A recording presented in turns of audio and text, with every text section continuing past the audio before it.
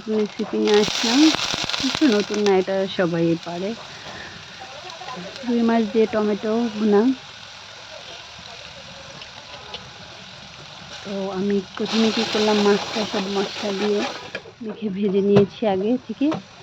আর এখন এখানে আমি একটু পেঁয়াজ বাটা দিয়ে, তারপর তেল দিয়ে পেঁয়াজটা একটু ভাজা ভাজা করলাম। তারপর পরিমাণ মতো আদা রসুন জিরা একটু দিলাম, মরিচের গুঁড়ো লবণ দিয়ে মশলাটা একটু কষিয়ে নিলাম। তারপর টমেটো দিয়ে দিলাম। টমেটোটা একটু কষানো হয়ে গেল, এখন ওটার ভিতরে মাছটা একটু দিয়ে দিলাম, দিয়ে হালকা একটু নেড়ে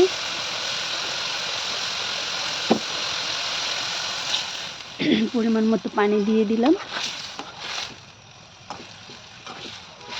তারপর মাছটা বলক আসলো,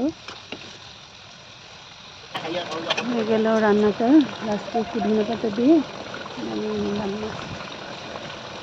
কেমন হয়েছে আমার রুই মাছ দিয়ে টমেটো রান্নাটা সবাই জানাবেন। সবাই ভালো থাকবেন, সুস্থ থাকবেন। সবাইকে শুভ দুপুর, আল্লাহ হাফেজ।